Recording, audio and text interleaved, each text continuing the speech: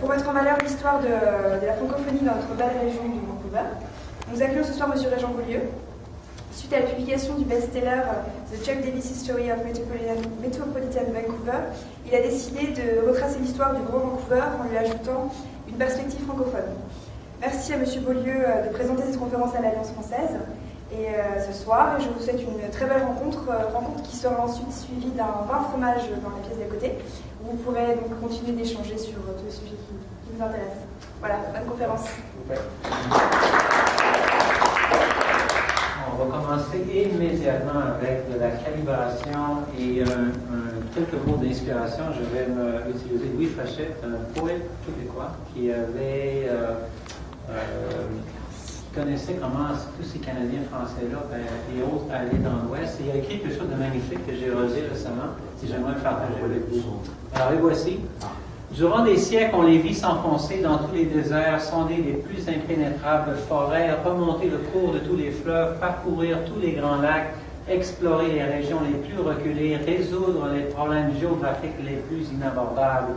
Depuis les gorges du Nouveau-Mexique jusqu'aux extrémités hyperboréennes de l'Alaska, pas un sentier, pas une plaine, pas un sommet, pour ainsi dire, qui n'ait été foulé par le pas de ces sublimes aventuriers qui, avec un courage et une vigueur physique dont l'histoire n'offre point d'autre exemple, s'étaient ainsi constitués les avant-coureurs de la civilisation sur les trois quarts d'un continent.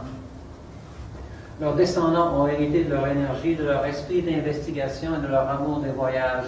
L'inconnu leur parle avec un attrait irrésistible. Chez grand nombre d'entre eux, l'homme est incomplet s'il n'a dans ses souvenirs des récits plus ou moins merveilleux de lointaines excursions, de périlleuses entreprises, de luttes, de fuites, d'évasions, d'aventures de toutes sortes dans des pays étranges, dont la description enthousiasme la jeunesse qui plus tard ne sera jamais satisfaite qu'après avoir tenté les mêmes exploits. Le fait est que les Canadiens français ont tellement fouillé l'Amérique en tous sens qu'ils se sentent un peu implantés partout. La partie importante. Aller dans tous les centres américains, pénétrer dans les recoins les plus sauvages des montagnes rocheuses. Si vous n'y trouvez pas une colonie canadienne, vous y trouverez des individus isolés ou tout au moins la trace de leur passage et de leurs travaux. Cela est tellement vrai que les Anglais eux-mêmes racontent là-dessus les histoires les plus invraisemblables. Voici la mise en matière pour le livre de Chuck Davis qui retrace l'histoire de Vancouver depuis 1886. Ce texte a été écrit quelques années après la fondation de Vancouver et le livre que j'ai commencé à circuler ici a été publié pour les fêtes cette année. Mon fils me l'a remis comme cadeau de Noël. Et c'est un livre qui est absolument magnifique. Le graphisme, il est impeccable. Très belle photo d'archives. Et la formule que M. Chuck Davis a utilisée est une formule, il appelle ça fun, fat and filled with facts. Alors l'idée, c'est vraiment une promotion d'histoire, de la rendre plus intéressante, de la rendre plus punchée, on pourrait dire. Et il a fait un magnifique travail. À partir de 1986 jusqu'à 2011, alors en tant que promotion de l'histoire, on voit qu'il y a un flot continu de hier ou d'autres fois de la vieille histoire à 2011. Alors on voit que l'histoire n'est pas quelque chose d'ancien, mais c'est quelque chose de contemporain. Et aujourd'hui, c'est simplement la continuation de hier. Chuck Davis, certains parmi vous sauront qu'il apprenait l'an passé. Qui avait le cancer et il a dû finir ce travail avec une échéance incroyable. Il a réussi à avoir des collaborateurs de partout pour l'aider à terminer son travail. Harvard House, M. Howard White a fait le travail d'éditorial à la suite de la mort de Chuck Davis et a finalement réalisé ce travail. Si vous parcourez le livre, vous verrez qu'il est magnifique. J'aimerais attirer votre attention sur quelques pages que j'ai signalées avec un petit billet jaune. Ce que certains remarqueront, c'est qu'il y a des consultants qui ont été identifiés pour s'assurer que l'histoire était bien relevée. Vous noterez un consultant de l'histoire chinoise, un consultant de l'histoire de First Nation et un consultant de l'histoire japonaise. Et malheureusement, il n'y avait pas de consultant pour l'histoire francophone. Alors, je me suis dit, on a peut-être une histoire qui est bien intégrée, qui est bien comprise, alors c'est pas vraiment un problème. Et j'ai parcouru le livre, j'ai parcouru l'index et j'ai noté qu'il y avait finalement très peu de non-francophones, de relevés d'organismes francophones, et j'ai constaté qu'il y avait en effet un oubli de notre histoire. Alors, c'est ce qui m'amène ici aujourd'hui. J'ai entré en contact avec Arbor Publishing, j'ai soumis un brouillon d'addendum, un brouillon de ce qui pourrait paraître dans une prochaine édition. Présentement, il y a quand même plusieurs livres en stock, alors c'est pas à l'évidence aussi qu'il va y avoir une nouvelle réimpression du livre. Alors, voilà pour l'introduction. Je vous remercie tous de vous présenter ici aujourd'hui. Ça fait chaud au cœur de voir qu'il y a de l'intérêt dans l'histoire. Je remercie l'Alliance française pour accueillir une conférence sur l'histoire durant la journée de la francophonie. Je m'appelle Régent Beaulieu, je suis à Vancouver depuis longtemps, je connais un peu l'histoire, je suis un fervent d'histoire, je suis l'animateur sur la page de Facebook de la Société historique franco-colombienne, francophone de la Colombie-Britannique. Et je suis ravi ce soir de vous faire part de cette histoire magnifique, cette histoire francophone du Grand Vancouver. Nous allons passer immédiatement à ça. Je voudrais je vais faire part des années qui sont couvertes, alors 86 jusqu'à 2011. On parle un petit peu d'avant 86 comme préambule. Et aussi, quand on parle du Grand Vancouver, on s'aventure entre Lions Bay, West Vancouver, alors on a une carte qui est aussi signalée ici, qui va jusqu'à Delta, c'est vraiment le Vancouver métropolitain que l'on connaît. Ça va jusqu'à Langley, Coquitlam, Maple Ridge. Alors, c'est quand même une couverture assez immense de l'endroit. Quelque chose un autre signet que j'ai inséré ici. Alors, M. Davis avait toujours un esprit humoristique pour essayer d'intéresser les gens à l'histoire, et je vais en relever un ici au hasard que j'ai trouvé intéressant. Alors, la première entrée en 1886, je vais la lire en anglais. The city, April 6, 1886, so the city of Vancouver was incorporated. The ceremony held in Jonathan's Miller House was delayed when it was discovered no one had thought to bring paper on which to write down the details. Someone had to run down the street to the stationery store. Alors, c'est un peu parfois léger comme histoire. Alors, peut-être c'est une façon d'intéresser les gens. Il reste qu'une façon, c'est une façon intéressante d'amener plus de gens à prendre intérêt à l'histoire. Alors, j'ai commencé à le faire circuler parmi certains d'entre vous, et je peux vous le remettre, et je reprends ma présentation. Alors, quand on parle d'une histoire d'un groupe, que ce soit quel qu'il soit, on a absolument des éléments fondateurs, des éléments d'exploration. On va avoir des événements marquants de cette histoire. On va avoir des héros. On va avoir des espaces publics qu'on reconnaît un peu comme historiques. On va avoir aussi le concept d'un récit. Alors, comment est-ce que cette histoire se tient ensemble? Et si on n'a pas ces éléments-là, finalement, on n'a pas d'histoire, on aura de la difficulté à engager les gens, à intéresser les gens, à intéresser peut-être les jeunes, ou à intéresser les nouveaux Canadiens qui arrivent, et même les anciens Canadiens qui sont ici depuis longtemps. Si on n'a pas ces éléments-là, on n'a pas d'histoire. Et certains ont dit que quand un peuple qui n'a pas d'histoire n'a pas de futur, n'a pas d'avenir. Alors, ma présentation est organisée autour de ce que j'ai relevé dans l'addendum, qui est un document d'une quinzaine de pages. Et ce soir, je vais dans ce PowerPoint vous présenter ce que j'ai relevé, comme ce que j'ai cru qui formait cette histoire qui a été oubliée dans le travail de M. Chuck Davis. Alors, travail de nos premiers explorateurs. Alors, retrouvons-nous maintenant à la fin du 18e siècle, 1786 à peu près. Alors, ça, c'est un bon 100 ans avant même la fondation de Vancouver. Et la première question que j'aimerais vous amener, alors c'était la navigation. À l'époque, les gens venaient de la mer, ne traversaient pas à ce moment-là le continent. Alors, c'était une exploration qui venait du Pacifique. Et j'aimerais d'abord vous poser une question. Et pour ceux qui sont intéressés à la géographie, j'espère que vous saurez peut-être bien y répondre. Alors, voici la question. Qu'y a-t-il de commun entre Cortés Juan de Fuca, Quadra, Malaspina, Galliano, Texana, Gabriola, Vancouver et Lapérouse. Alors, si vous regardez votre carte de Colombie-Britannique, du sud de la Colombie-Britannique, dans les îles d'Ouest, vous allez reconnaître un tas de noms. Alors, Cortés, qui est quand même un espèce de méchant espagnol qui a fait vraiment des choses terribles, a laissé son nom sur une île. Alors, c'est quand même un peu vraisemblable. Juan de Fuca était ici. Alors, il a réussi à laisser son nom. Alors, on connaît bien le détroit de Juan de Fuca. Les îles Quadra, Malaspina, au nord de Victoria. Alors, ce sont tous des Espagnols. Galliano, Texada, ils étaient tous associés un peu à les premières expéditions espagnoles qui, finalement, ne sont jamais restées, mais ont quand même laissé, j'imagine, certaines cartes qui ont été partagées à l'époque. Alors, on voit tous nos Espagnols ici qui ont laissé leur nom. On voit Vancouver, qui a laissé son nom, Georges Vancouver.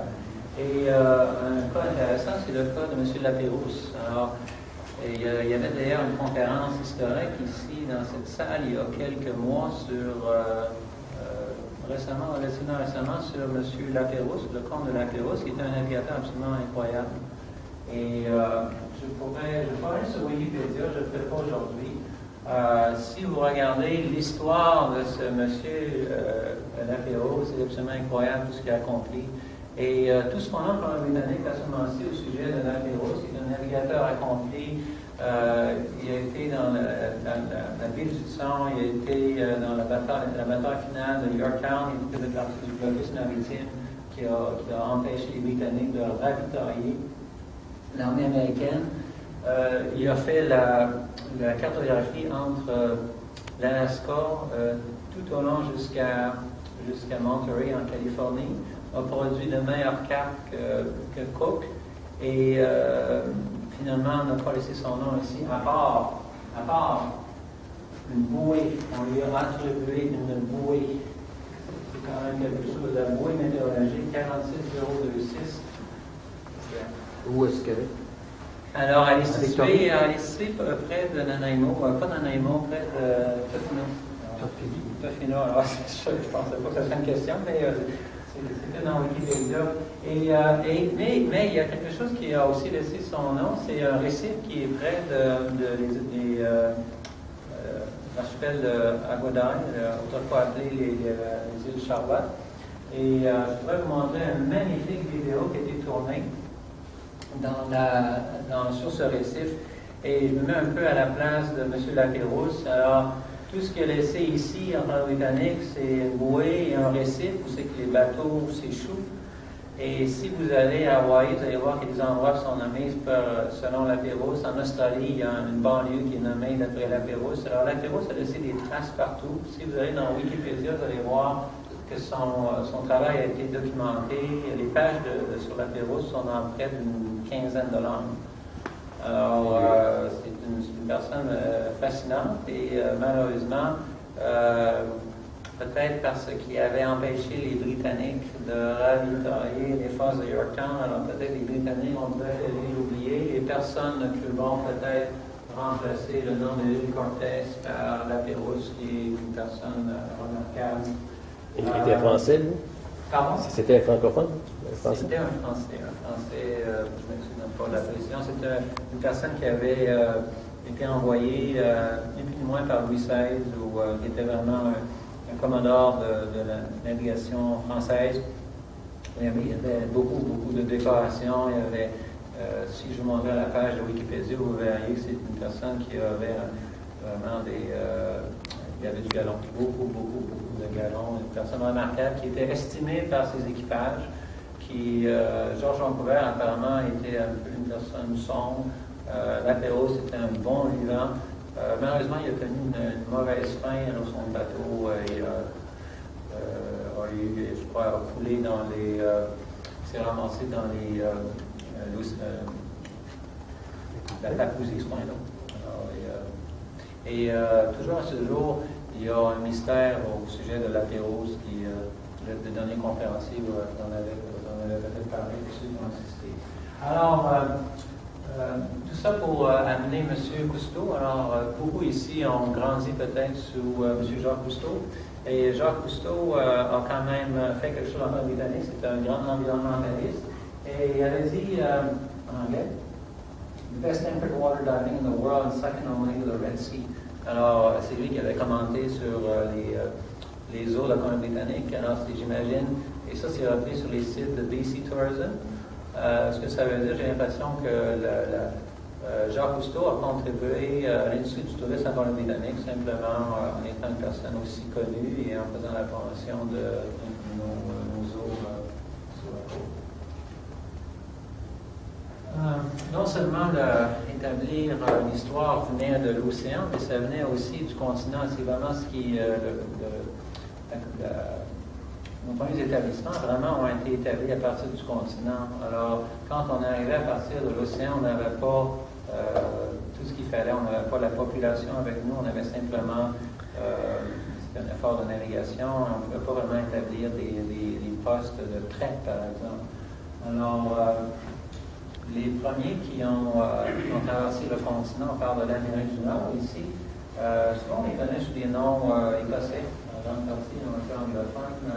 La question que je vous pose à ce moment-ci, c'est qu'est-ce qu'il y a de commun entre Alexander Mackenzie, David Thompson, Lewis et Clark et Simon Fraser? Il y avait toutes des expéditions, il y avait toutes une équipe de Canadiens français pour les années. Alors, je pense que c'est connu parmi plusieurs, la plupart des équipages-là étaient francophones. Les Canadiens français, les métis, c'était vraiment assez multiculturel comme équipage. Alors, ça prenait vraiment des gens qui connaissaient tout, qui étaient capables de faire l'interprète de l'écriture, des langues, qui connaissaient le territoire, des gens habiles, des gens forts également, des gens physiquement excessivement très, très forts. Et si je relève ce que M. Charles Davis écrivait, j'ai trouvé que c'était un peu fâchant de comment il a décrit ça. Simon Fraser is a man who had just descended the river, explored the native village at Musqueam. Men of the village chased him off, and they were there. Europeans retreated back up the river. Europeans. Il n'y avait pas beaucoup d'Européens. Alors, si on regarde tous les noms qu'il y avait là, je ne les connais pas tous, là, mais ce sont tous des Canadiens français, des métis. Il y a peut-être John Stewart ici.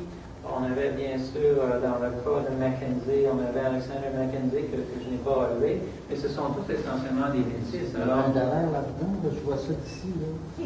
Pierre. Alors, c'est un peu fâchant finalement que notre histoire soit écrite comme une histoire d'Européens. Alors, le premier Européen qui est arrivé là, c'est quelque chose, il me semble qu'on devrait avoir sûrement une histoire canadienne. Alors, quels ont été les premiers Canadiens ou Canadiens, peu importe, qui ont réussi à traverser le continent? Alors, c'était des Canadiens français métis en grande partie et qui accompagnaient des races écossais.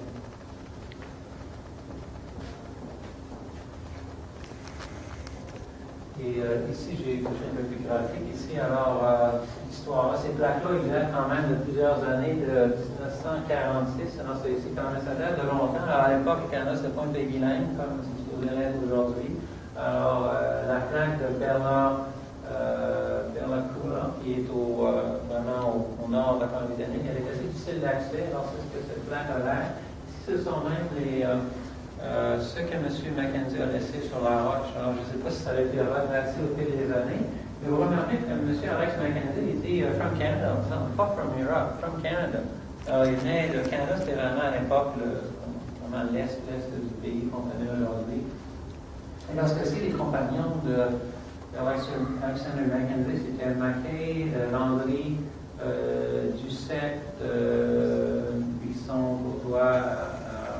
Un qui s'appelait Cancre, alors quand même à l'époque c'était tous des sobriquets qu'on avait quand même un dernier que je n'ai pas réussi à relever. Alors c'est fascinant. Mackenzie n'est même pas mentionné dans le livre d'histoire de Chuck Davis, malgré que le focus du livre d'histoire est quand même sur Vancouver, mais on donne aussi, M. Davis relève le contexte. Alors souvent il va dire elsewhere in Canada, elsewhere in the world.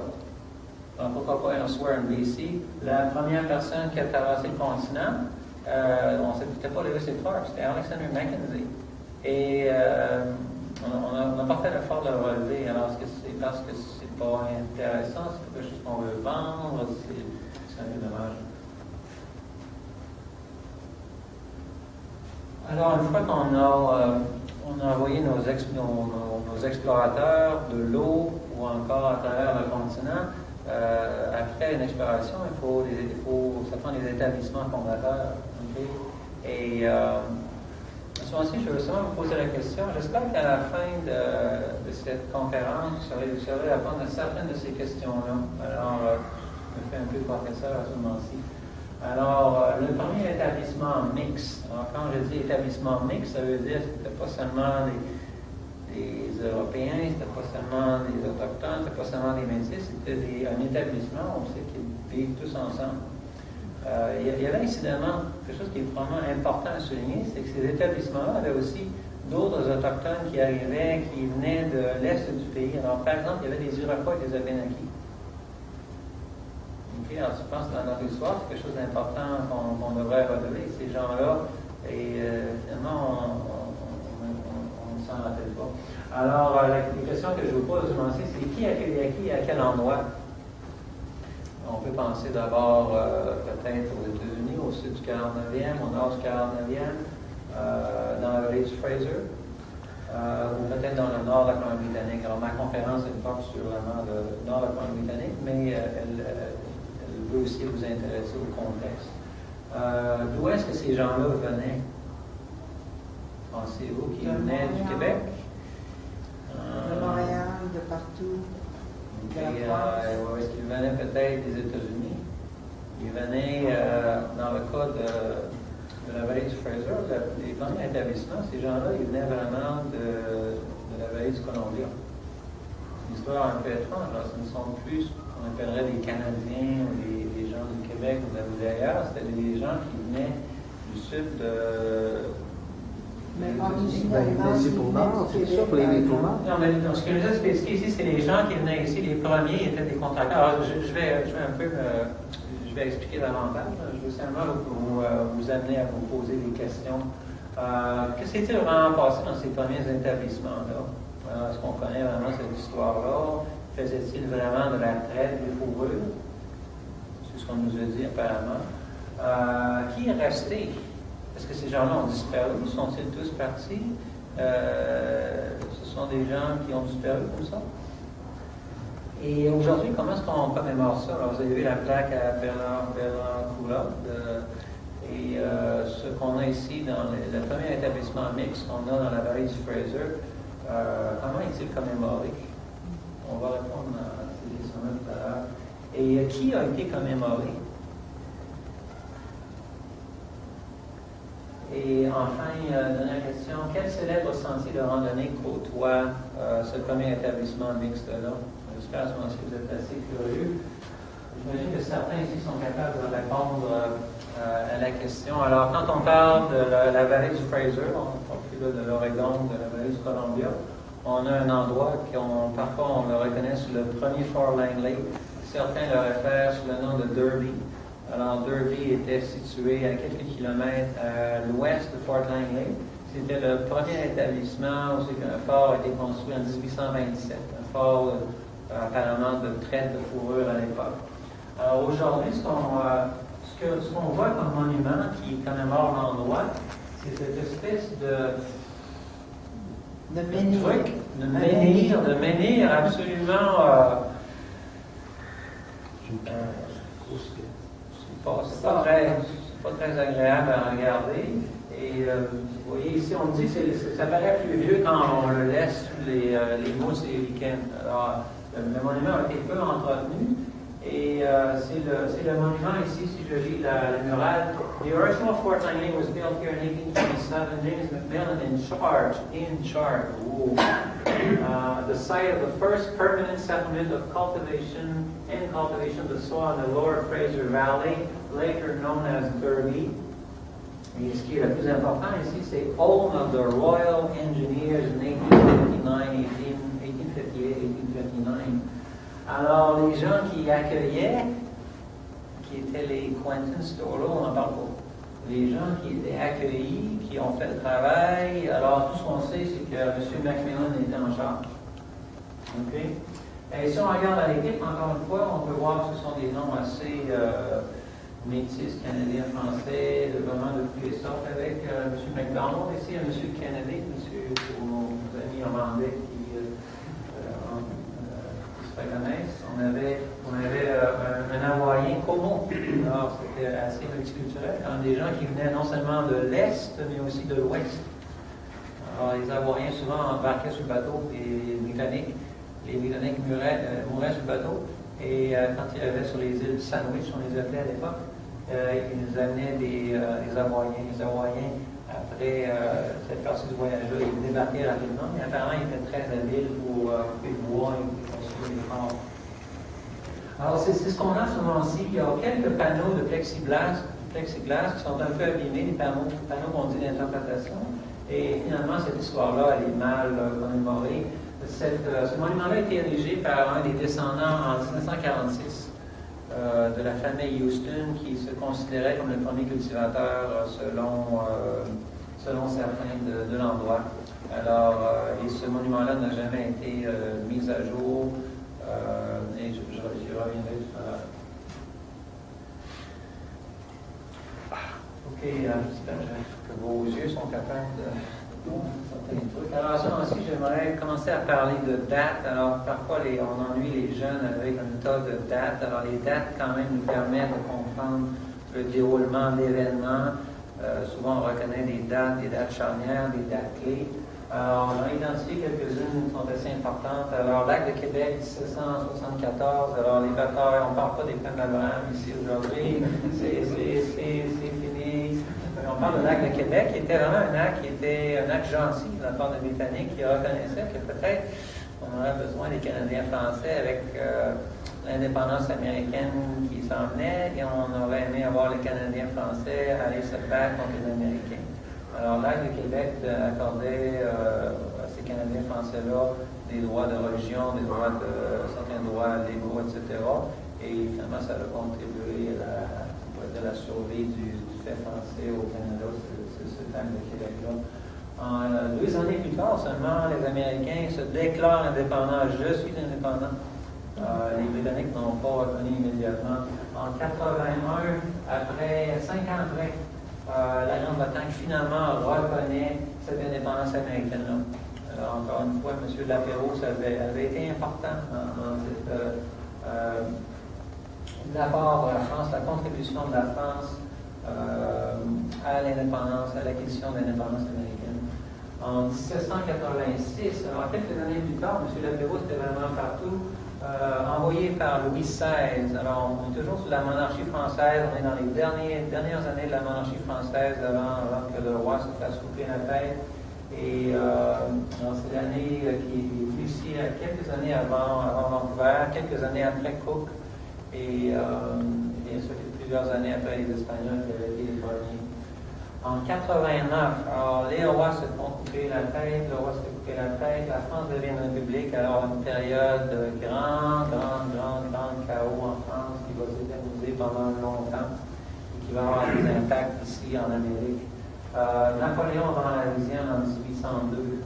Alors ce que j'essaie de montrer ce mois-ci, c'est qu'il y a une espèce de contexte historique qui va amener les forces britanniques à s'installer bien fort ici et éliminer ce qu'il y avait de fait français.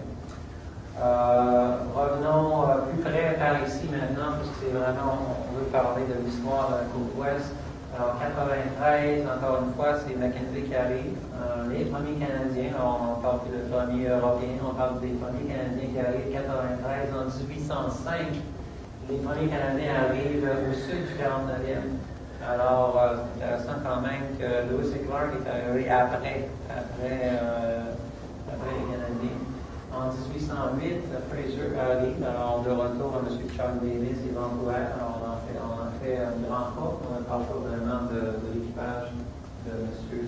Fraser. En 1811, on parle du premier établissement. Alors ici, c'est simplement des actes d'exploration. Et ici, maintenant, nous sommes dans les actes d'établissement, de fondation. Alors, le premier se fait à Fort Astoria. Alors, M. Astor, qui a 2 expéditions, une expédition terrestre qui passe à travers le continent avec grande difficulté, et aussi une expédition qui a passé par le Cape Horn. et le Tonkin, qui était le bateau qui a fait le tour et qui a aidé, qui est arrivé après l'expédition continentale, et ils ont établi ce fort-là, qui a été le premier fort sur la côte ouest. Plusieurs années plus tard, alors ici, vous avez remarqué que j'ai oublié l'année de M. Harper, 1812-1813, qu'on est supposé commémorer cette année. Alors, ce qui se passe en 1812-1813, une guerre, n'est-ce pas? Et il y a une réalisation parmi les Britanniques qu'il va falloir qu'ils négocient une frontière à quelque part. Alors, au début, on voulait... le Columbia était un peu la frontière idéale que les Britanniques auraient aimé garder. Les Américains voulaient pousser jusqu'au 54e. Okay? Alors, le 49e a été choisi. Alors, ce qui se passe, c'est que l'établissement du Fort Astoria revient dans les mains des Britanniques après la guerre de 1812. D'accord? Et puisqu'il va y avoir négociation, ils se disent, les Britanniques se disent, il va falloir qu'on passe au nord du Columbia, qui est le fort Vancouver. Alors, j'imagine que tout le monde ici connaît le fort Vancouver, qui arrive avec la ville de Vancouver à part, mais c'est de là où c'est parti d'une certaine façon. Alors, on continue ici. 1825, alors seulement 2 années plus tard, maintenant, on établit notre premier établissement dans la vallée du Fraser, celui de Derby Reach. Okay? Alors, c'est un événement important qui est peu connu malheureusement. Je reviens un peu dans le contexte ici. Je pense que ce contexte-là demeure important même en contexte britannique. Alors, en 1837-38, une grande rébellion des patriotes, en partie au Québec, mais tout en Ontario également. On veut avoir des représentations proportionnelles, ce genre de trucs-là. On veut avoir le contrôle local et une rébellion des patriotes qui est réprimée. Le haut clergé n'a pas aidé. Et à la suite de cette répression de la rébellion-là, beaucoup de free spirits, beaucoup de bas clergé se ramassent à l'aventure, encore une fois, se ramassent dans l'ouest du continent. Okay? C'est important de signaler ici parce que ces gens-là ça va contribuer d'une nouvelle vague de population. 1846, le traité de l'Oregon, c'est une date qui est une année qui est oubliée complètement par Charles Davis, et c'est assez important. C'est là que le 49e parallèle est déterminé comme frontière. Et à ce moment-là, on avait des gens qui s'appelaient les Canadiens, qui vivaient au nord du 49e ainsi qu'au sud du 49e, en grande partie vraiment au sud du 49e. Et on leur dit, les Britanniques, allons on négocie une frontière. Et maintenant, les Canadiens, désolé pour vous, si vous voulez aller vivre avec les Britanniques, alors vous allez au nord du 49e. Et si vous avez déjà de la famille, si vous êtes éparpillé à travers le nord-ouest, comme les Canadiens l'étaient, tout même. Si vous, pour les résidents des États-Unis, si vous voulez avoir accès aux droits de propriété, vous devez renier votre citoyenneté, votre relation avec votre employeur de Hudson Bay en grande partie à l'époque. Et ce qu'un grand nombre de Canadiens ont fait, ils sont restés et ont pris possession de leurs terres. Dans certains autres cas, se sont ramassés sur des réserves autochtones aux États-Unis. C'était une vie qui était quand même difficile. Et certains ont fait le choix de retourner vivre parmi les Autochtones. Et à ce jour, les Autochtones renient leur origine, on pourrait dire, métissée. Alors, ici, nous sommes les Autochtones purs, nous ne sommes pas les Autochtones vraiment noirs vraiment dans l'histoire du Canada. On avait quand même les débuts d'une démocratie. On a un Parlement qui est canadien, qui est situé à Montréal, et des ressortissants qui ont quitté les États-Unis, sont allés au nord à la suite de l'indépendance américaine, se ramassent au Québec et en Ontario. On les appelle les royalistes. Et les royalistes se disent, ce que les Américains nous ont fait, les Canadiens ne le feront pas, on va jouer ça dur. Alors, ils viennent ici au Canada avec une attitude impérialiste et ils vont brûler le Parlement de Montréal. Ce qui se passe, c'est que le Parlement est déplacé dans le Toronto, la Britannique. Okay? Le Parlement qui est brûlé. Ce Parlement-là comptait des archives importantes du régime antérieur. Et c'est une histoire qui est vraiment une histoire qui est souvent dans le Canada anglais, qui est mal connue, qui est mal. Une histoire qui est vraiment gênante. Alors on continue. On voit que l'étau se resserre un peu. Alors, les Britanniques qui sont venus au Canada dans l'Est. Alors maintenant, de retour en Colombie-Britannique. Alors en 1949, la première colonie est établie. Alors c'est la colonie de l'île de Vancouver. Alors déjà, on a maintenant les bureaux chefs qui vont de Hudson Bay qui sont maintenant à Fort Victoria. Alors on se prépare déjà. Alors on est plus aux États-Unis, on va être maintenant en Colombie-Britannique. Et en 1958, suite de l'arrivée vers l'or, on établit maintenant une colonie continentale. Okay? Et on va parler de 3 pages d'événements. OK, 1866, les 2 colonies se fusionnent pour devenir British Columbia. Alors, on est de plus en plus British et de moins en moins Canadien. En 1971, les Britanniques se rejoignent l'Union du Canada. Et encore une fois, je reviens au contexte. Le contexte ailleurs que Chuck Davis ignore. Et Louis Riel est pendu en 1985. Il y a eu la rébellion du Nord-Ouest. Vous savez que Riel, après son première expérience au Manitoba, décide de proclamer une espèce de gouvernement de sédition. Il est accusé de trahison et on le pend. On demande à Riel d'argumenter l'insanité, la folie. Et Riel dit non, je ne suis pas fou. Je savais ce que je faisais et finalement devient une espèce de martyr, on va dire, pour la cause francophone. À partir de ce moment-là, le Canada est déchiré entre les 2 groupes linguistiques majeurs.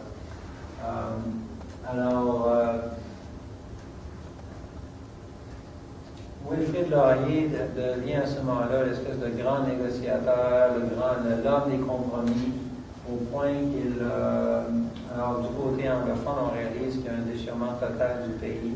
Alors Wilfrid Laurier devient le premier premier ministre francophone du Canada. C'est quand même quelque chose d'important à signaler. Et M. Chuck Davis, je vous fais part tout à l'heure comment est-ce que M. Laurier est présenté, un homme d'État, comment il est présenté là-dedans. C'est quelque chose qui peut-être aurait pu être fait avec plus de délicatesse. Encore une fois, en termes de contexte ici, par rapport aux Britanniques, on a maintenant en 1999 Henri Bourassa qui s'oppose aux guerres britanniques. Alors, les premiers pacifistes au Canada, ils sont au Québec. On ne veut plus participer aux guerres britanniques, la guerre des Boers à l'époque.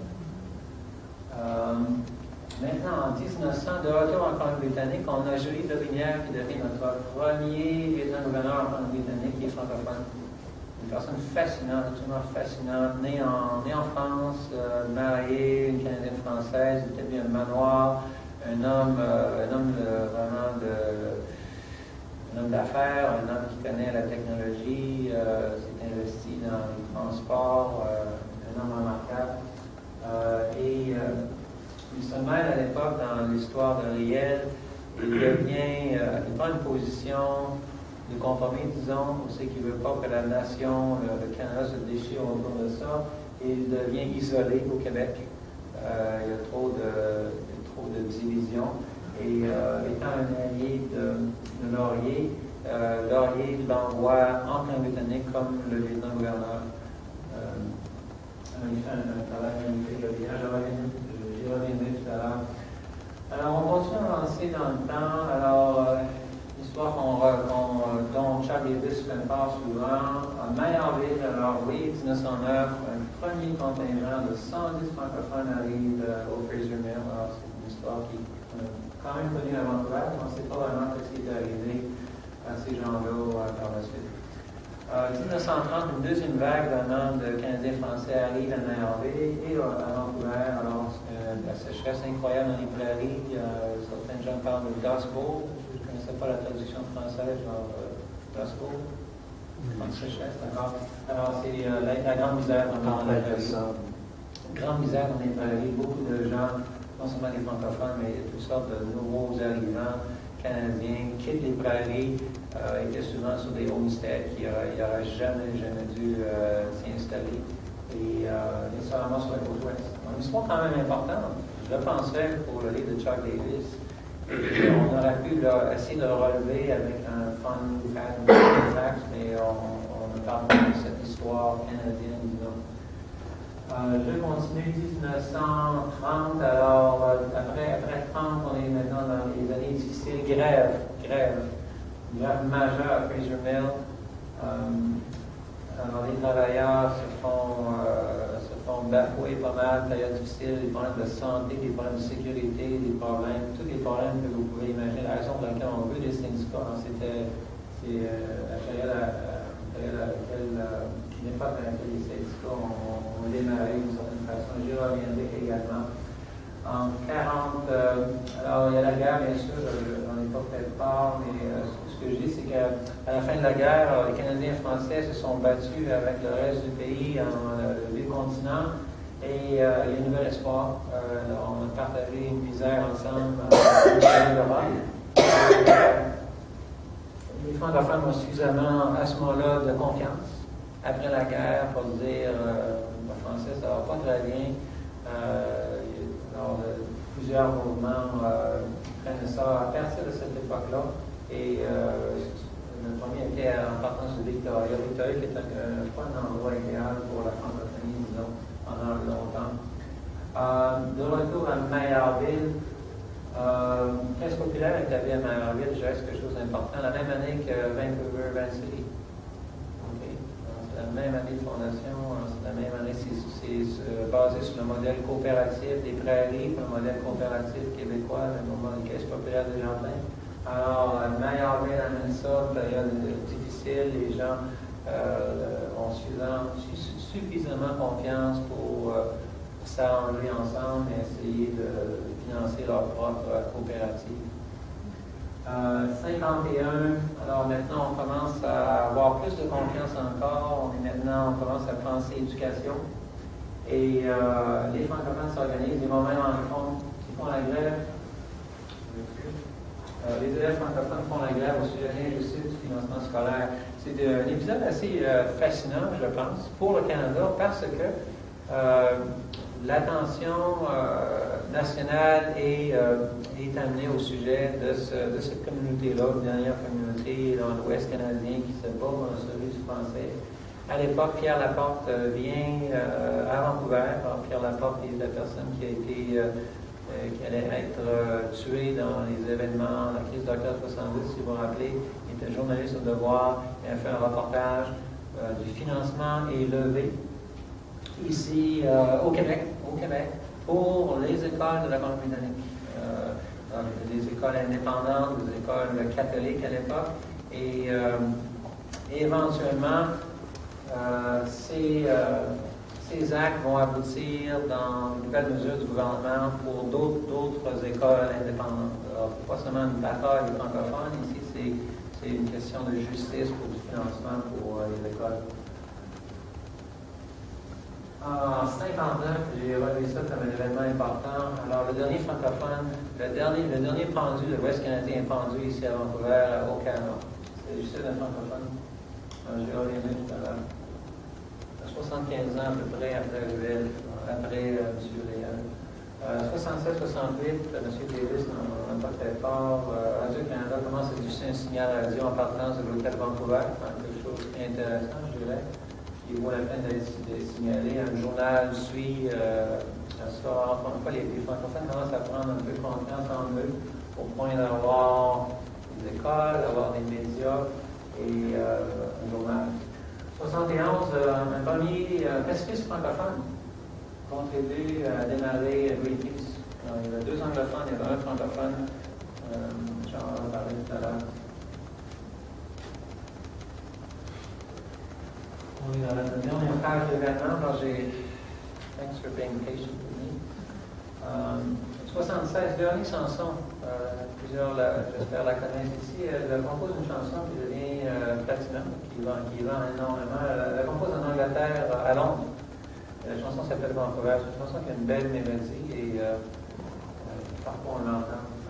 une chanson que je pense qui aurait pu être relevée comme intérêt à M. Bégu. En 1977, le gouvernement provincial reconnaît le droit des francophones à l'éducation en français. La Colombie-Britannique est la dernière province à le faire. La dernière province. En 1985, Bombardier Alcatel Consortium finit la construction du SkyTrain.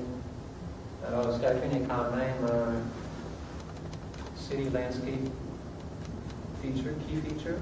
Alors, on en parle beaucoup là-dedans, mais on aura peut-être dû voir. C'est quand même quelque chose qui venait d'ailleurs, mais d'accord, caméraman, le signal.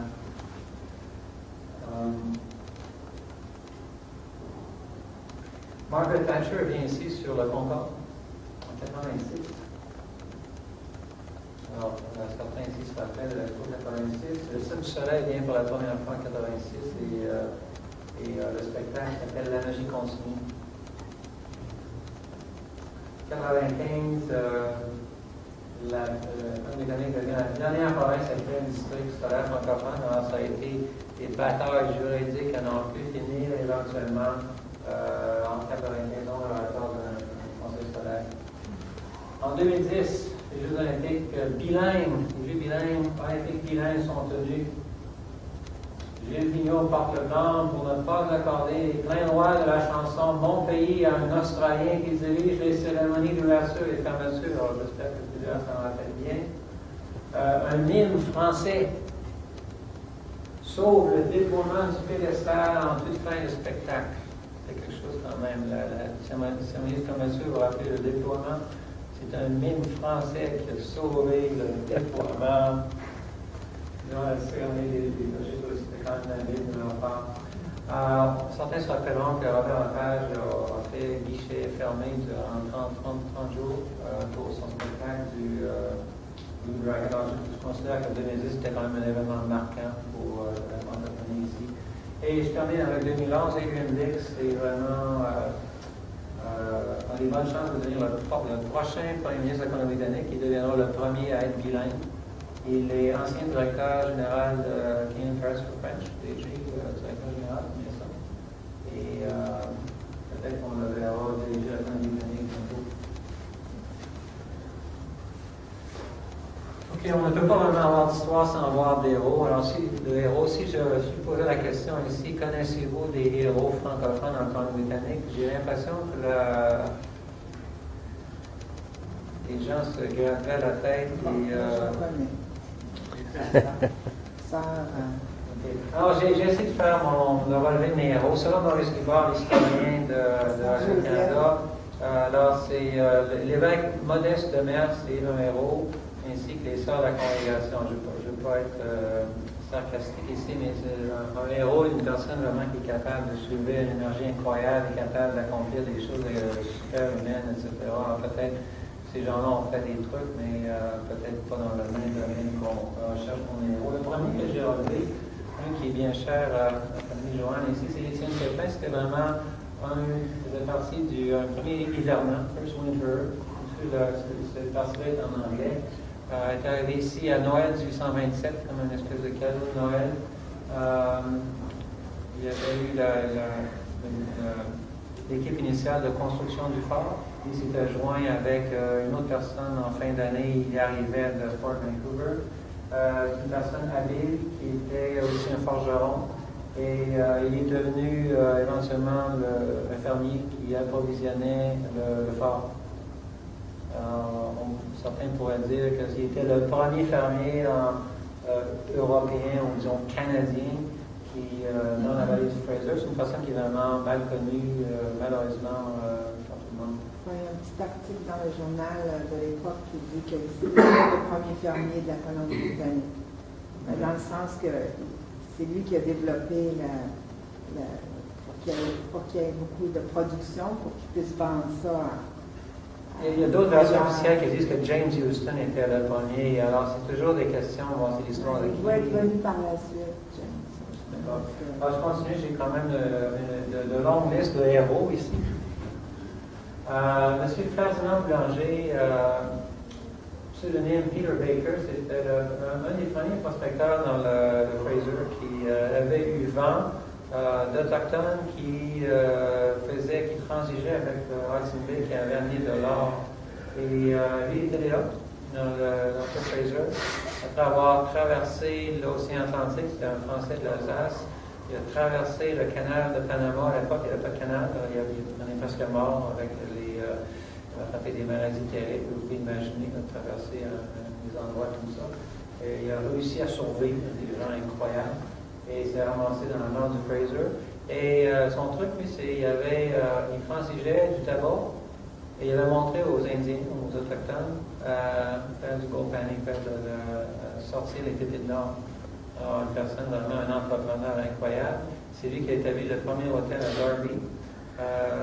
Éventuellement, s'est établi, sa famille s'est établie à Maple Ridge, ont opéré des bateaux qui permettaient le transport d'une personne et d'une marchandise. Donc, c'est avec Paul Nougaro, une personne absolument remarquable qui avait quitté la France lors d'un coup qui avait failli. Plusieurs en France. Une personne qui écrivait des pamphlets révolutionnaires en France s'est ramassée durant la ruée vers l'or en Californie, s'est ramassée un peu plus tard à Victoria et avait réussi à convaincre l'évêque Modeste de Metz qui avait besoin d'un journal de mission. Alors imaginez-vous, l'évêque voulait amener des ressources du personnel religieux pour les hôpitaux, pour les églises, pour les écoles. Et alors, ça prenait un journal. Ça prenait un journal qu'on enverrait au Vatican. Et malheureusement, M. Paul Nougaro était vraiment un grand Français de liberté, fraternité, égalité. Et on peut imaginer que le journal n'a pas duré longtemps. Alors, il y a eu 8 parutions de son journal. Il l'a fait par lui-même. C'est incroyable. Et on peut créditer aussi M. Paul Nougaro pour le premier livre en Colombie-Britannique. Quelque chose quand même publié, le premier livre, et est-ce que cette personne-là a été adéquatement reconnue? On continue avec Jean-Paul, une personne qui a opéré un service de transport pour approvisionner les champs d'or dans le Caribou. Il a fait ce travail-là pendant 54 ans. Cette personne a été reconnue comme la personne la plus fiable. Avait toutes les alliances possibles avec les populations autochtones, avait inspiré la confiance des gens, avait une équipe de travail multiculturelle, vraiment des gens de partout, et avait réussi à mener une entreprise remarquable. Charles Pinglouzy, un Marseillais qui était venu ici, c'était d'abord aux États-Unis, s'est ramassé parmi plusieurs avancements au nord, l'Église l'a amené au Canada. C'est lui qui était la première mission, la première école dans l'Okanagan, près de Kelowna.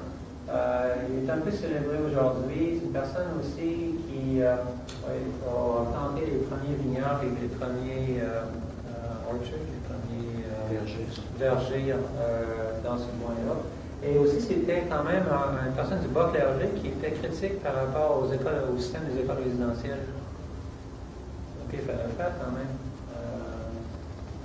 Esther Parizeau, une femme absolument remarquable, connue sous le nom de Sœur Joseph, qui est connue aussi comme une pionnière de l'État de Washington, a contribué à la construction de 30 hôpitaux, écoles et orphelinats dans tout le nord-ouest.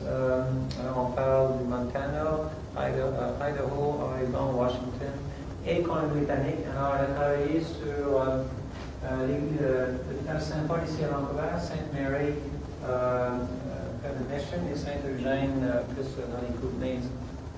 Femme absolument remarquable, une sœur qui s'habillait avec une chasuble de menuisier. C'était une personne habile et elle était capable de mener les hommes. Alors, elle était capable de dire ça, là, ce toit-là, c'est pas bon, on fait ça. Une personne autoritaire, elle a été reconnue comme. Elle est devenue une espèce de comptable, elle était vraiment une personne incroyable. Et ici, malheureusement, on la connaît avec la pauvre sœur Joseph. Laurent et Joseph Guichon, encore une fois, des gens remarquables, venaient de la France, ici, une famille de 3 frères ont opéré des hôtels et un service de bateau à vapeur à Victoria, avec une connexion de train entre Aldergrove. C'était des gens incroyables, et ils avaient réussi à aménager des hôtels à l'époque pour approvisionner ces lignes-là. Des gens complètement visionnaires. Monsieur André Guichon a été le premier à importer des nouveaux troupeaux de vaches Hereford. Éventuellement, c'était le ranch, a établi un ranch près de Quilchena, on parle de Merritt dans ce coin-là, un des plus grands ranchs de la Colombie-Britannique à l'époque. C'était des gens absolument incroyables. Si vous allez à Kamloops, vous arrêtez à Quilchena, il y a un hôtel historique qui est toujours là. Ça vaut la peine d'y arrêter, je vous l'assure. C'est un endroit intéressant. Pour les hymnos, une personne, un autre parmi tant de gens oubliés, une personne qui était un maçon, qui a travaillé sur toutes sortes de structures importantes, des législatures de Victoria, de Olympia, Washington, du bureau de poste, qui venait du Québec. Elle a marié une sudiste, de la Confédération, un anglophone.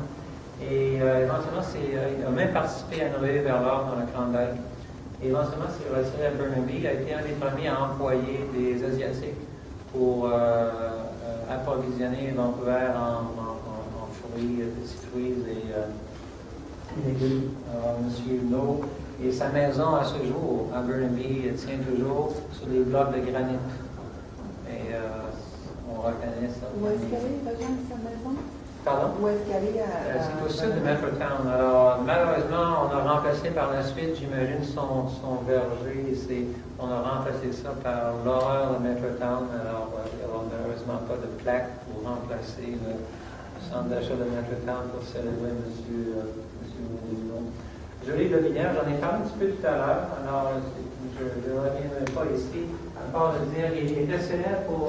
Il voulait vraiment combattre la corruption dans le système politique à l'époque. On peut imaginer la corruption dans l'Alpadière. À l'époque, il y avait également sa part de corruption. Il était un peu peut-être naïf, peut-être visionnaire. Il a aussi été un des premiers à voir qu'il y avait des problèmes environnementaux énormes avec les coupures de bois. 1900 quand même, il fallait avoir la vision pour faire ça. Et c'est une personne aussi célèbre pour la vision qu'on pourrait dire de Laurier, Trudeau, alors la vision d'une nation bilingue qui ne se chicane pas. Adrien Gabriel Maurice, c'est un premier historien dans le Nord-Ouest, c'est un autre qui est aussi un linguiste, un anthropologiste, qui a été un des premiers à écrire l'histoire du Nord de la Colombie-Britannique.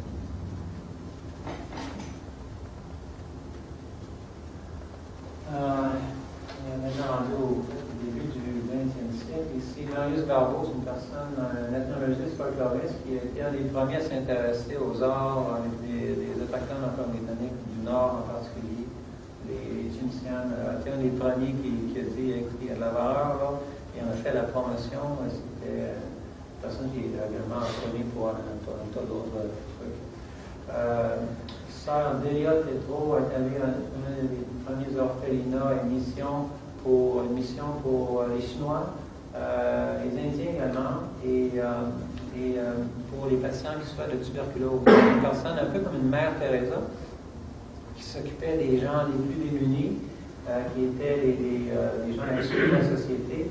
Éventuellement, elle s'est ramassée en Chine dans des missions en Chine. C'est une femme remarquable. Elle a été les étapes pour sa béatification en entreprise il y a plusieurs années maintenant. Sœur Delia qu'on l'appelait. Deux héros que je trouve absolument fascinants. Ici, c'est M. Descaires à la Verdure. Alors, durant la guerre dont je vous parlais tout à l'heure à Fraser Mill, ces gens-là ont signé des cartes de syndicats. Pendant 7 ans, ils ont été exclus ils ne pouvaient pas travailler autour de Vancouver. Ils avaient été exclus, ils étaient sur des listes noires. C'était des gens qui avaient été, à l'époque, l'Église catholique avait demandé aux paroissiens de retourner leur carte de syndicat s'ils voulaient avoir la pénitence à l'Église. C'est une histoire qui est mal connue, j'imagine, que vous pouvez imaginer, c'est embarrassant. C'est l'absolution peut-être.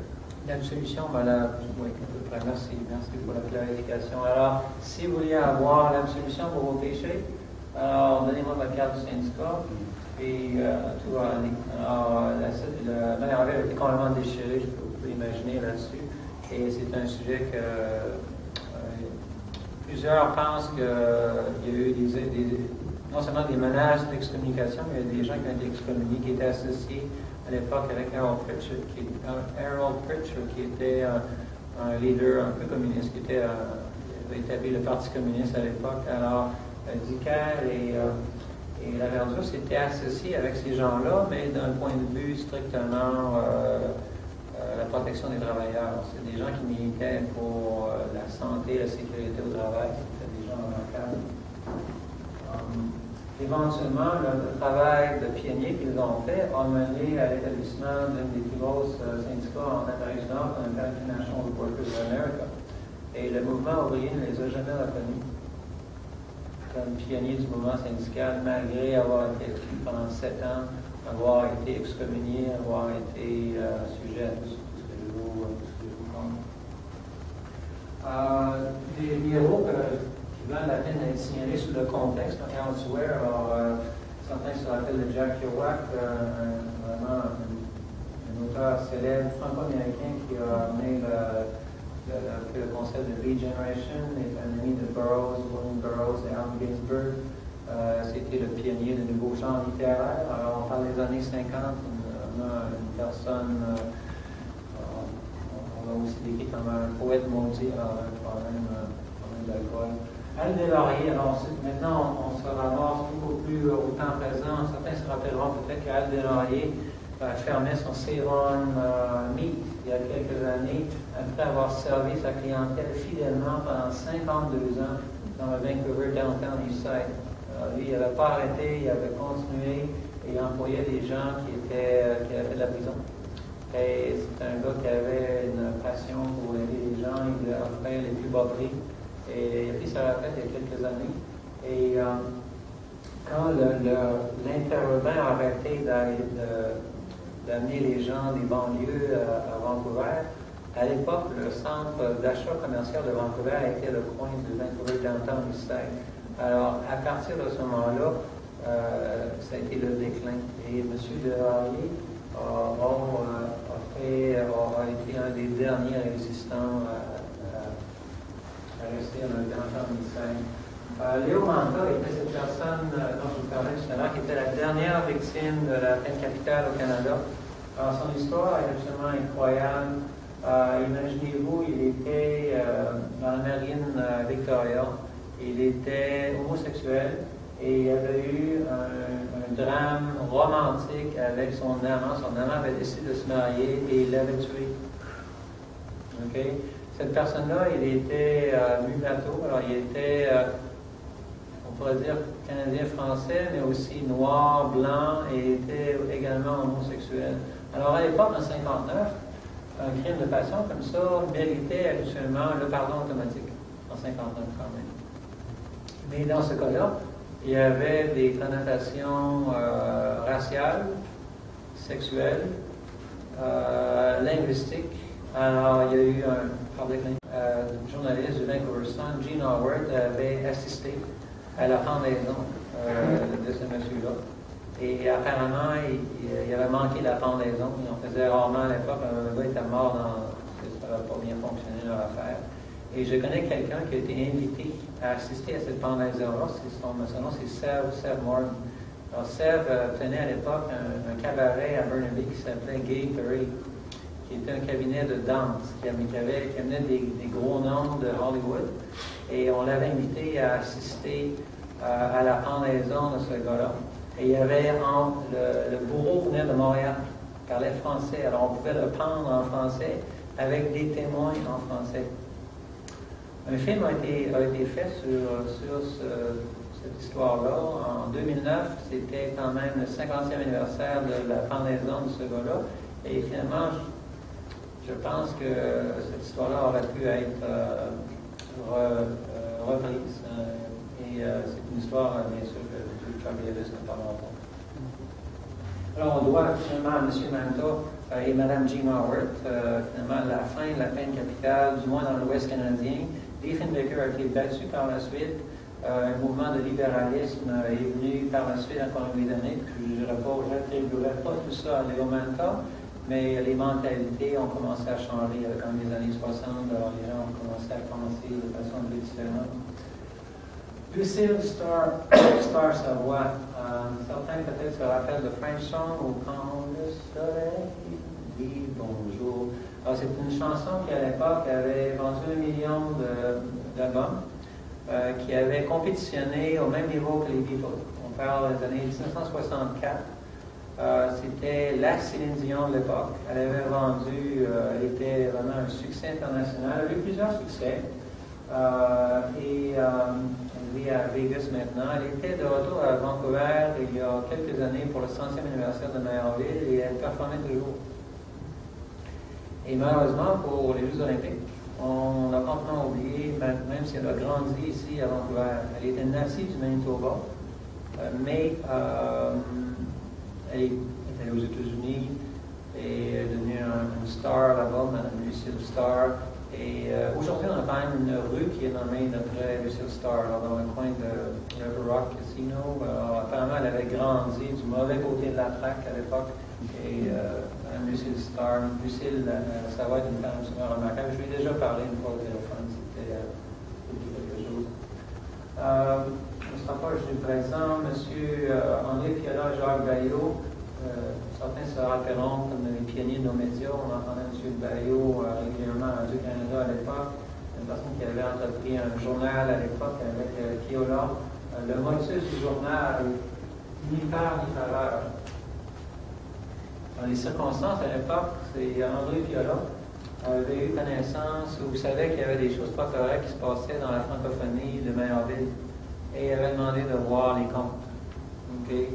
Et à l'époque, il y avait un journal qui s'appelait L'Appel de Mayorville, et le curé avait refusé de rendre public les finances. M. Piola a dit moi, je pars mon journal. Alors, une personne déterminée avait parti son journal sous le motus ni père ni frère. Alors aujourd'hui, je trouve que c'est vraiment contemporain quand les gens sont. Quand on voit que nos médias, parfois, on est dans les vies. Je pense à M. Paul Côté, qui était un des 3 fondateurs de Greenpeace. Okay. Et un nouveau caractère que j'aimerais amener ici, c'est M. Mike Revell. Alors, c'était un gars en Alaska, un franco-américain, dans le style de Jack Kerouac un peu, qui était un grand pacifiste. Il s'est opposé à la conscription aux États-Unis pour la guerre du Vietnam. Et M. Gravel a également contribué aux premières relations avec la Chine. Il était sénateur de l'État de l'Alaska pendant plusieurs années. Il s'est opposé à l'époque aux essais nucléaires qui avaient lieu dans le nord du Pacifique. Et c'est pour ça qu'il est un peu associé avec Greenpeace. Claude et Inge Violet, des gens de Langley, 100 ans plus tard, après M. Étienne Leclerc, des gens qui identifient un climat, un microclimat près de Langley qui permettrait des vignes similaires à ce qu'il y avait là. Alors, c'est des gens qui, pendant longtemps, font des expériences avec des varietals et éventuellement réussissent à mettre ça en production. Ils deviennent des pionniers de l'industrie du vin dans la vallée du Fraser, ont été achetés récemment et c'est, si jamais vous allez au domaine de Chamberton, ils ont été renommés maintenant à Canoe Cove. Alors, ils ont un bistrot qui s'appelle le Bistrot Bacchus, c'est un magnifique endroit pour les visiteurs, pour une occasion spéciale. Richard King, alors pour les amateurs de sport, je me suis dit qu'il fallait que j'amène les Canucks ici ce soir. Alors, Brodeur avait amené les Canucks à l'époque, presque une coupe cette année. Il avait beaucoup mieux fait que Robert Luongo. J'avais pensé que Gardon, Payette et La Liberté auraient valu une mention. Ce sont quand même des rôles modèles incroyables pour les Canadiens, non seulement les Canadiens français. Gardon, le premier Canadien à dans l'espace. Payette, la première à aller sur la navette spatiale, l'International Space Station. Et Guy La Liberté, le premier, est un touriste, bien sûr, du ciel du soleil. Il était connu il y a quelques années, il avait eu son initiative pour conscientiser les gens sur l'eau. Alors, il avait conçu un spectacle sur les 5 continents. Alors, c'était quand même, ça prenait du panache pour faire ce qu'il y avait. Je continue avec les grands noms au Canada, Anthony Maillet, Émile Benoît, Zachary Richard, Gilles Vigneault, Denis France, Villeneuve. Alors, là, je déborde vraiment du contexte, mais ça demeure quand même des rôles modèles importants. On est loin de Vancouver, là. On est loin de Vancouver, mais on se console comme on peut. Yves Potvin, une personne absolument remarquable, un autre qui a à ce jour, les ventes, c'est une personne qui a inventé un nouveau concept de nourriture pour les gens qui veulent avoir leur protéine de source végétarienne, de source animale. A été célèbre à l'époque pour son Veggie Dog. Alors, on a développé une nouvelle business. Garden Sales, c'est le nouveau nom sur lequel ça se diffuse depuis quelques années, avec des ventes de 100 millions. M. Potvin a participé à Emperor et à Hélène Déjeuner plusieurs fois. Alors, je pense qu'il aurait mérité une mention honorable, je pense. Honoré Pelletier, c'est un Togolais admirable, une personne qui est engagée dans nos médias, opère un journal qui s'appelle Afro News, opère une émission radio à La Parole pendant plusieurs années sur Fairchild, une personne, un rôle modèle fantastique pour le nouveau Canadien. Caroline Potvin, une autre personne qui opérait l'allégorie Magpie sur Commercial pendant de longues années, publiait le journal de Republic of East Vancouver pendant longtemps. Vraiment, c'était une personne qui avait une plume incroyable. Deuxième génération, francophone, hors Québec. Alors, il ne parle plus français, mais je reconnais en lui une plume que j'aimais bien lire. Marc et Yves Fournier, ce sont des gens qu'on entend. Marc, on entend papa à Radio-Canada. Pendant de longues années, il y avait une librairie qui s'appelait Sophia Book, une des dernières à opérer à Vancouver. Et après une sélection de livres incroyables, près de 100 livres, en plus au centre-ville. Je suis terminé avec Charles Demers, une personne intéressante qui produit vraiment de French Immersion, avec un humour assez tordu, on l'entend souvent à CBC. C'est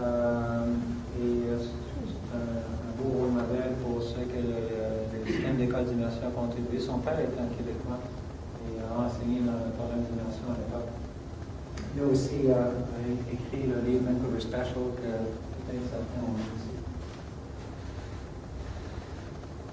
Okay, bien sûr, quand on a des héros, on a des vilains. Ce qui se passe quand on n'écrit pas notre propre histoire, des gens vont identifier quels sont nos vilains. Alors, moi, je préférais identifier mes propres vilains. Alors, j'ai relu des trucs dans nos médias récemment que j'ai identifiés depuis quelques années. Alors, le premier que j'ai identifié, qu'on a identifié comme un vilain, que on a diffusé son nom, M. Belleau, dans plusieurs médias, ainsi que sur la promenade historique du Centre de convention de Vancouver.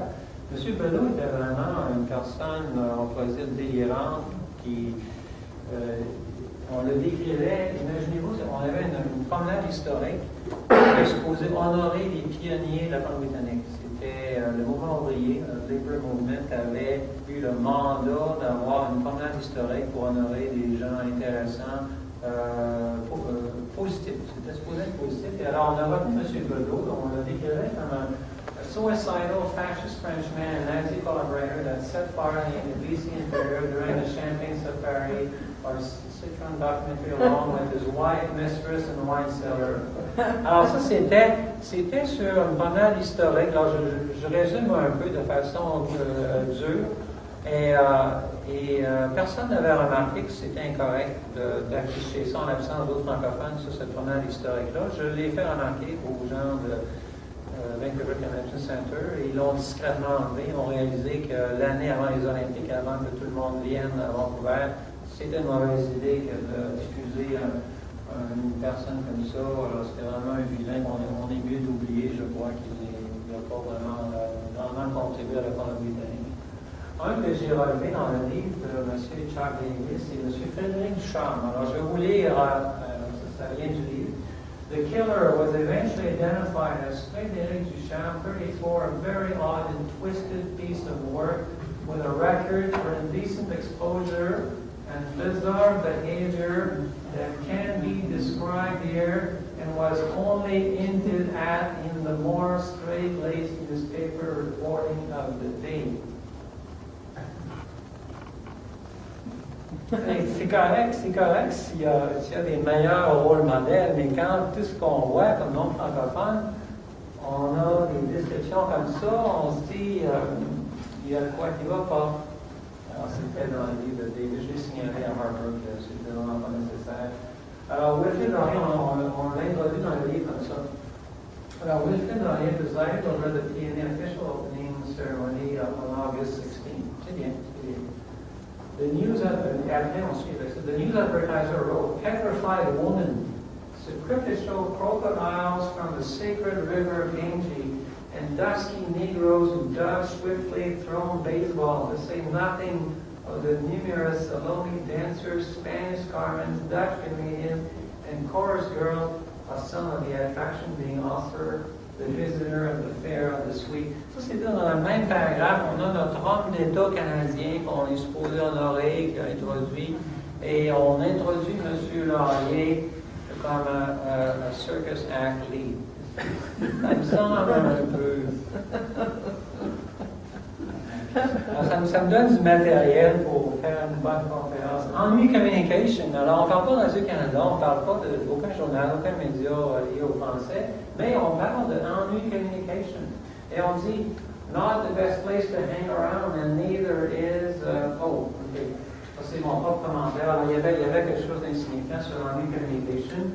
Et aussi, dans la pochette de la page frontispice, quand vous ouvrez, alors on parle de la rue du Pont.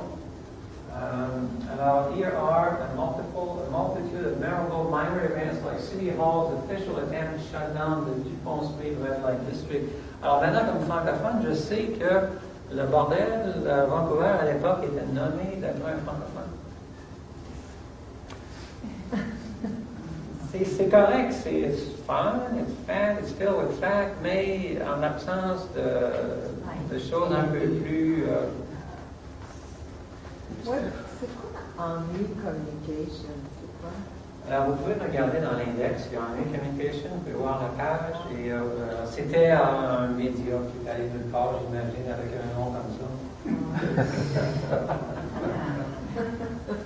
OK, la présentation est presque terminée, alors je n'entrerai pas trop là-dedans. L'espace public, c'est aussi important dans une histoire, avoir des endroits de memory, des endroits de mémoire, de nostalgie, qu'on peut dire. Alors, il y a peu d'endroits, malheureusement, dans le Grand Vancouver qui sont des lieux de mémoire. On peut penser aux cimetières, peut-être des églises, des archives. Alors, c'est pas quelque chose que je trouve qui est très... qui va intéresser les gens, mais c'est quelque chose parfois qui peut avoir son importance. Quelque chose qui est probablement plus important au sujet du français, c'est quels sont les endroits où c'est que le français vit.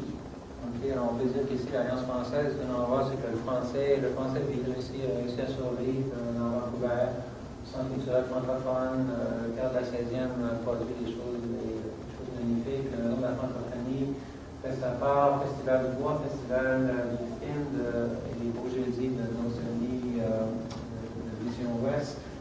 Le groupe de jeunes c'est Extra, c'est le conseil scolaire francophone. Les Sun Fraser UBC ont des programmes aussi qu'on essaie de faire vivre un peu de français ici à Vancouver. On a des endroits commerciaux. J'en ai relevé quelques-uns ici. Le Denis du fromage que je trouve particulièrement intéressant. Et la chaîne de visiter. Certains endroits d'affaires, alors Enquêteur, SNC-Lavalin, Bombardier, Viacom de Gilles Legault, vraiment une entreprise intéressante, fascinante. Ce sont des valeurs mondiales en matière d'ameublement urbain. Le contrat, c'est un contrat qui a été signé il y a près d'une vingtaine d'années par une personne Catherine Merlin qui s'appelle. Et c'est un contrat avec la ville de Vancouver qui a aménagé tous les omnibus de Vancouver qu'éventuellement Jimmy Pattison s'est approprié. Alors, ça a été conçu par G. Legault, une compagnie française. Et toutes les toilettes publiques que vous voyez maintenant, ça fait partie de cette espèce de contrat-là. Alors, G. Legault a eu cette vision-là de meubles publics dans nos villes. Ça valait la peine de signaler qu'on a des organisations qui opèrent de façon bilingue ou multilingue. Certains meneurs comme Mountain Equipment Co-op, WestJet, Hellas, certains districts scolaires font très bien. Dans mon voisinage immédiat maintenant, j'ai l'école Brantford Elementary School C'est une école qui a été rénovée récemment. Alors, c'est l'école, le school. Alors, on a un peu conscience maintenant qu'il y a une dualité. Burnaby Public Library a fait un bon travail récemment pour essayer d'accorder une meilleure place aux Français. Certains se rappelleront peut-être qu'il y avait une brochure récente qui avait été diffusée en chinois, en coréen, en italien, en anglais, mais pas en français. Une personne de Burnaby s'est plainte et l'année suivante, ils ont pensé que c'était une bonne idée d'avoir un français également. Je souligne aussi Surrey.ca qui vaut vraiment la peine de visiter si vous êtes intéressé des villes. C'est une ville qui a réussi à établir des ententes avec Google pour traduire dans plus. Alors, non seulement on sait le français, on sait le Punjabi. Et la ville de Surrey a fait des choses assez exceptionnelles en matière de comment se projeter comme site web dans un monde dessiné. BC Tourism a fait des choses intéressantes également en français ces dernières années. Je crois que la SDE a fait un bon travail à ce sujet-là. On pourrait parler de nos médias imprimés, nos médias électroniques. Les médias imprimés sont malheureusement comme parmi les anglophones. Ce sont des médias qui traversent des périodes de bouleversement. On a toujours de source la source. On a un média qui réussit à continuer à publier dans une nouvelle communautaire. Alors, ce sont deux médias, on pourrait dire, bilingues. Ce sont des petits efforts menés à bout de bras. Alors, par peu de gens, ils essaient d'envoyer un message francophone. Afro News fait pareil, ici, une nouvelle française.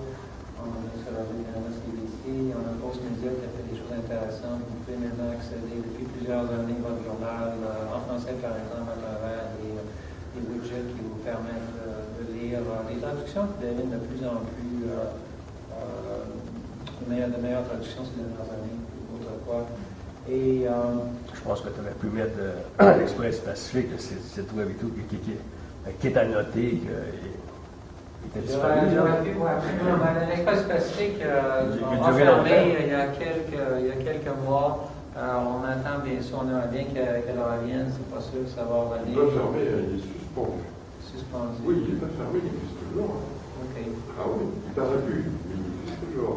OK, je m'excuse. En tout cas, ça fait partie de notre environnement médiatique. On a seulement fait partie pendant longtemps, espérons qu'il nous reviendra sous une forme ou une autre. Et nouveaux espaces qui apparaissent, nous avons toujours été des pionniers des nouveaux espaces. On pourrait penser que nos espaces, nos médias sociaux, social media, représentent des nouveaux espaces d'expression francophone, que ce soit Google, Wikipédia, Craigslist, Meetup, Facebook. Francouvert.ca est un endroit intéressant. Il y a Twitter, il y a maintenant des nouveaux mots-clés qui apparaissent, que ce soit FRCD, CSF-CD ou FRCAN, qui nous permettent maintenant de partager sur Twitter certains messages.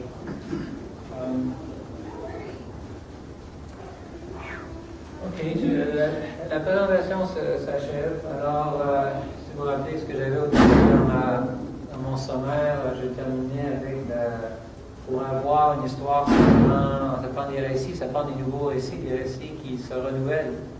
Et la première personne que j'ai trouvée qui vaut la peine d'être mentionnée, c'était Sharon Bicala. Elle était en 2005, Violet Moon, qui était une espèce d'essai historique sur l'Ouest canadien. Et elle posait la question What makes a Westerner? Et elle a répondu dans son essai historique, c'est Our stubborn refusal to recognize the French fact. Et sa réflexion venait que sa grand-mère était métisse. Et dans sa famille, il ne peut pas parler de sa grand-mère, même si elle aime bien. Et elle a réfléchi là-dessus et elle a dit c'est terrible. On a détruit toutes nos prairies, on a perdu nos populations de bisons, de buffalo. On a anéanti ces populations-là. Puis, je ne peux pas parler de ma grand-mère qui est métisse. Et elle a réfléchi là-dessus. La compte, c'est un livre que je vous recommande. Vous mettre la main dessus. En 2009, Jean Barman, au Centre de Vancouver, elle a présenté une conférence qui s'appelait dans un cadre Taking Everyday People Seriously. Et le titre de sa conférence était How French Canadians Say British Columbia to Canada. Alors, ce qu'elle avait argumenté dans sa conférence, c'est que la négociation de la frontière au 49e degré dans le traité de l'Oregon n'aurait pas été négociée par Londres si Londres n'avait pas été motivé par la présence substantielle à l'époque de francophones à Vancouver, au nord du 49e. Alors, si Londres n'avait pas reconnu qu'il y avait quelque chose, on ne savait pas exactement c'était quoi, mais on avait une présence d'une population, et si cette population-là, qui était avec Hudson Bay à l'époque, n'avait pas été là, Gene Barman avait argumenté que probablement Vancouver aujourd'hui serait américain, le 49e dans l'Ouest serait plus le 54e. Plusieurs historiens ont également dit que l'Université de Riel, l'Ontario, le Québec n'aurait jamais porté attention à l'Ouest canadien. Alors, on a une contribution incroyable de gens comme Riel, ces premiers pionniers qui ont occupé le nord du 49e. Alors, Gene Barman a fait sa présentation, les médias ne sont pas présentés, ça a été très mal couvert dans les médias. Et taking everyday people seriously, alors Gene Barman, quand même, un scholar, UBC scholar, top scholar, historian. Alors, on l'a pas pris sérieusement, cette conférence-là n'est pas allée nulle part. Ce que je vois comme défi pour mettre à jour nos récits d'histoire, c'est qu'il faut vraiment réussir à intéresser les gens à l'histoire. Peut-être que Charles Davis a trouvé une formule pour davantage intéresser les gens à l'histoire. Il faut que nos médias s'intéressent davantage à l'histoire. Présentement, CBC s'intéresse peu à l'histoire du Canada.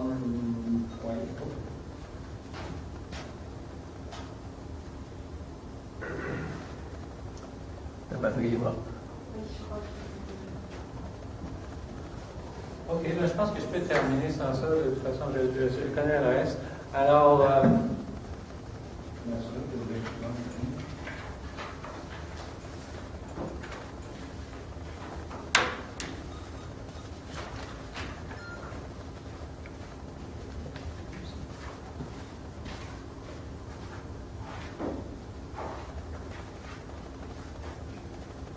c'est important d'avoir une version papier de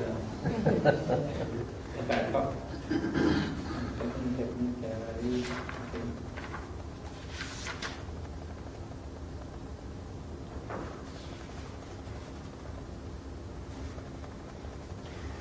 Un autre défi qu'on a incroyable, c'est le curriculum du ministère de l'Éducation en matière d'histoire est impossible à changer. Ce que ça veut dire, c'est qu'on enseigne à nos jeunes une histoire qui a été écrite souvent par des gens en Ontario ou du Québec, qui vraiment n'a rien à voir avec l'histoire locale ici. Alors, on parle des premiers Européens qui, nos jeunes veulent savoir, c'est les premiers Canadiens, ils veulent savoir, ils veulent avoir des rôles mondiaux ici, qui ont grandi ici, c'est ça qu'ils veulent connaître. Et tellement de problèmes en matière d'éducation présentement, simplement penser à l'idée de réformer le curriculum en matière d'histoire est impensable. Alors, il faut réussir à trouver de nouveaux moyens pour transmettre cette histoire-là, pour la diffuser. Et cachons-nous le pas, cachons-nous le cachons pas. Les pires bigots,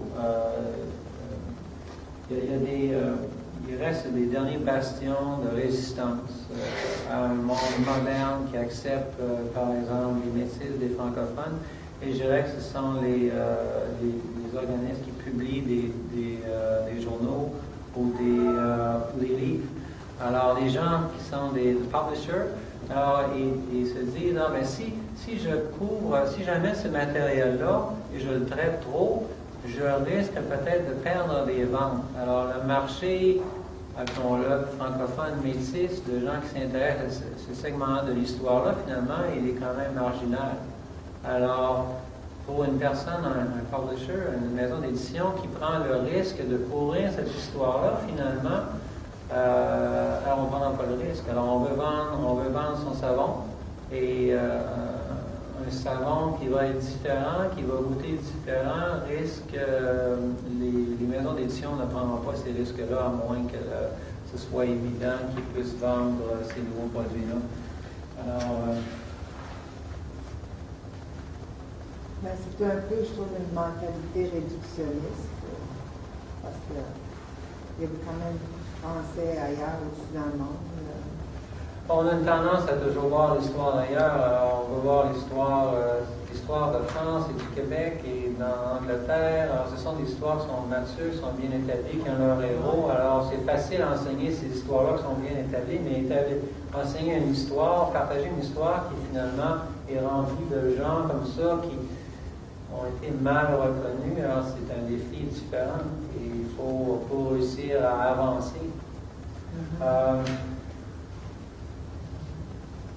Alors, les solutions que ça va prendre, je crois, c'est qu'il va falloir que les citoyens, les communautés s'engagent davantage dans leur histoire, qu'ils prennent intérêt. Il y a aussi un tas maintenant de façons de le faire à travers vos sociétés historiques locales, sociétés de généalogie.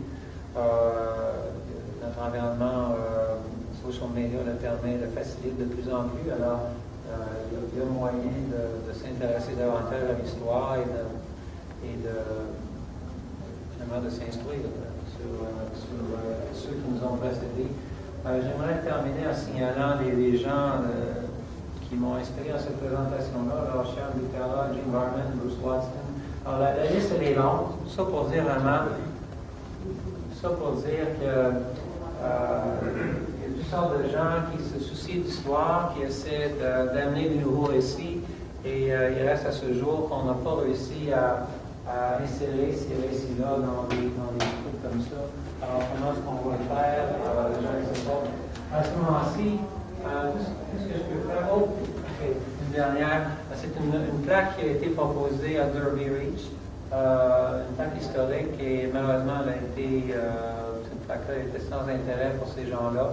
Ils étaient plus soucieux de leur condominium qui allait être peut-être menacé par le parc. Alors, les priorités n'étaient pas célébrer l'histoire ancienne. Alors, à ce moment-ci, tout ce que je peux faire, c'est que je peux vous turn it over, de renvoyer à la salle. Alors, quelle est vraiment votre perspective sur l'histoire du Grand Vancouver? Alors, Chuck Davies a la sienne, elle a ses mérites.